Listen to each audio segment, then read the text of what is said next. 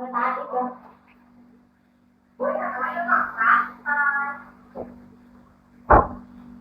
ื่อหลังเวลแฟนแล้วพี่เติมแฟนกูเวลตกจนตัวเวลสามที่เติมตัวเวลสาม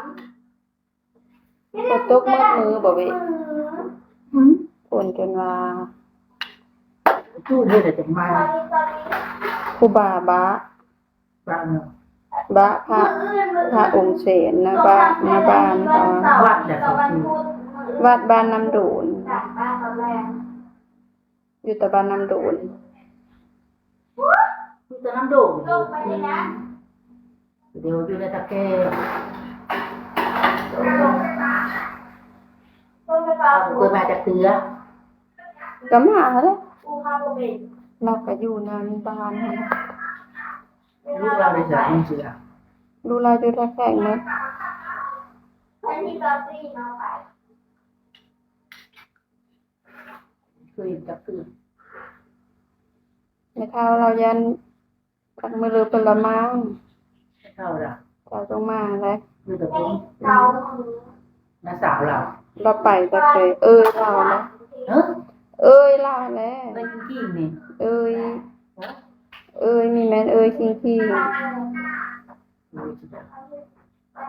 แต่ละวันนั่นเลย กูไม่อยากให้มันแบบกินเลยกู คือไปเจอกับกูนี่ใช่ไหม อืมตะกี้ตะกี้ตอนข้าวนาดินเลยเราได้ลูก เราแน่จน ไปเลยแล้วมีแต่เหล้าเบิ้งตะข้าวเราอยู่ตะแค่ แม่ผู้ใดเบิ่ง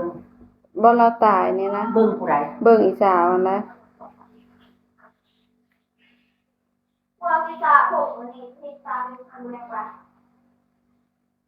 ผู้ที่จะได้คิวเม็ดนึงที่เหลือแต่งหน้าผ้าคือได้สิวกู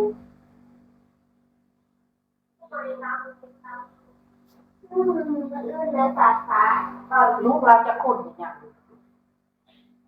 เราอยู่น้ำลูกจะคน ลูกเราจะคนลูกเราเขาใหญ่เป็นเบิดไปซ่านเบิดละ อันยังว่าผู้เดียวก็จะอยู่ในเฮือนน่ะ โผเราหั่นละ ผู้ละยัง ฮะ อาบแล้วล่ะ โผเรายัง เป็นยังจะบอกกับเชิงมาจ้ะ นอนก่อน ตอนเราเอา เป็นสิวที่ขโมย เราอยู่ผู้เดียวนั่นแหละถือเลยสาว หืม เราอยู่ผู้เดียวแล้วถือแล้ว เป็นยัง มันเลยตอนนี้ อยู่ผู้เดียวแล้วก็อยู่บ่เราอยู่กับลูกผู้ถือ